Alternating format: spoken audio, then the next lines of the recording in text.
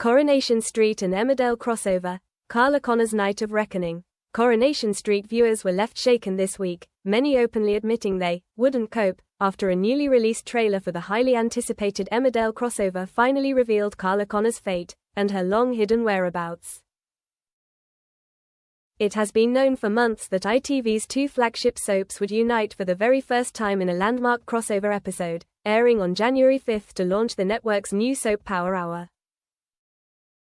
From that date onward, Coronation Street and Emmerdale will air back-to-back every weeknight, each claiming a tightly packed half-hour slot from 8 o'clock p.m. At the center of this unprecedented event lies a chilling promise: one night changes everything. The title is no exaggeration. A devastating multi-vehicle collision unfolds on a dark, rain-lashed country road near the village of Houghton, a crash so severe its consequences will permanently entwine Weatherfield and the Dales.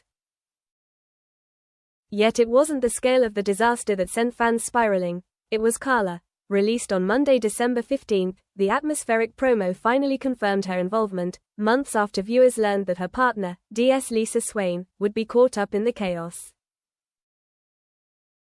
Lisa had been Carla's anchor, the one who steadied her, laughed with her, folded close when the world pressed too hard. But Christmas has a way of loosening even the neatest arrangements. The Swain family were facing storms of their own, and Carla, a woman no stranger to wreckage, had quietly vanished. The trailer landed like shattered glass across social media. Rain hissed against mangled metal. Twisted steel groaned. Blue lights flared, then disappeared. A hollow cry for help echoed and looped like a broken record.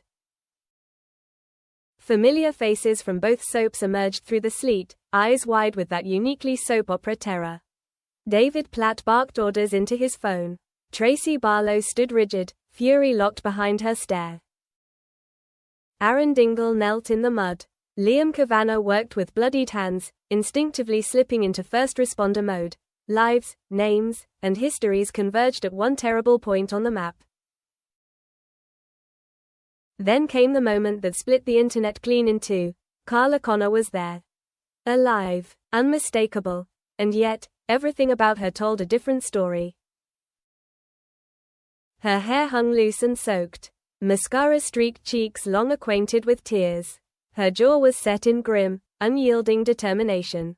She wasn't merely present at the scene, she was doing something. One arm was wrapped tightly around someone small and curled inward, her body forming a protective halo. Her free hand clawed at the twisted rear of an overturned car, her stance suggesting strain far beyond her own weight.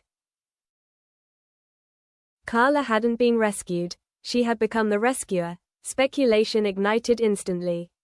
They wouldn't, fans insisted. They wouldn't hurt Lisa. Others dismissed Ryan Connor outright, he wasn't even in the trailer. Comment sections turned into digital campfires of worry and hope. Some recalled Betsy Swain's small blonde hand and whispered about children and the dangerous instincts they awaken. Others circled back to Ryan, a nephew whose life already teetered on a knife edge.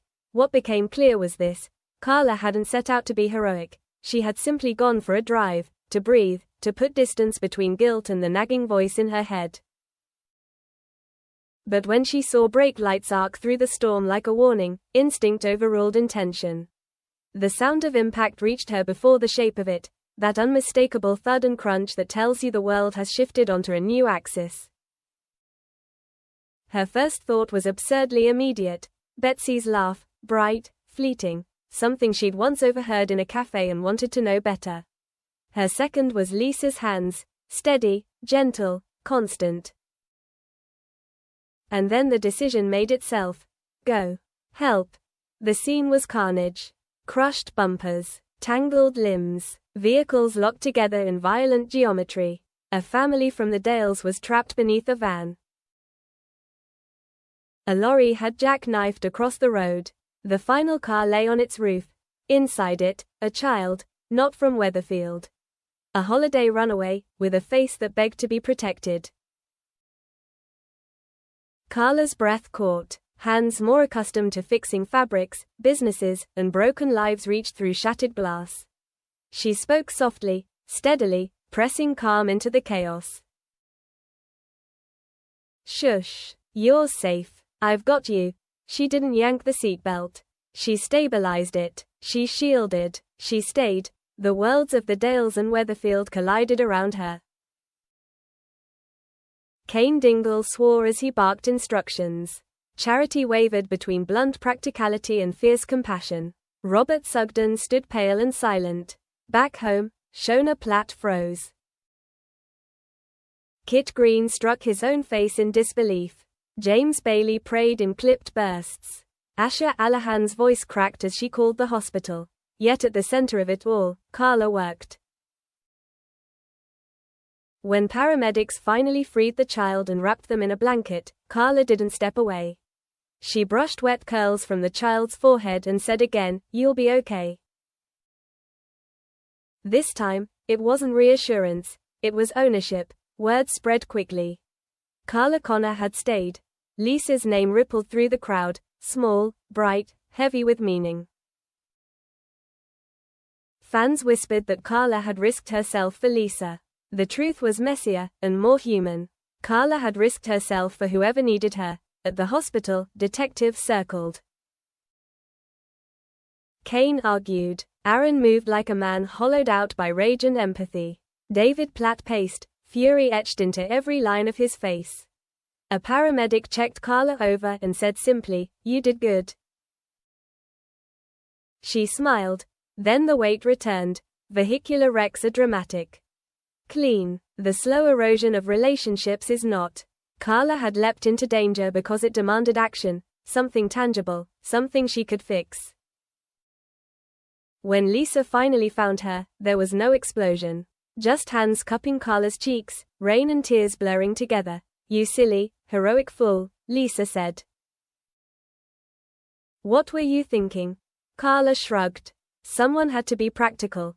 "You are the adult," Lisa replied. The words landed heavily as the crossover aired on January 5th. Viewers watched a tapestry of sorrow and tenderness unfold. Carla was brave and reckless, celebrated and scolded, utterly human. And in the aftermath, what lingered wasn't spectacle, it was care. Because at the heart of soap opera lies a simple truth: ordinary people can be monstrous and magnificent in the same breath. And on one storm-soaked night, Carla Connor proved she was both.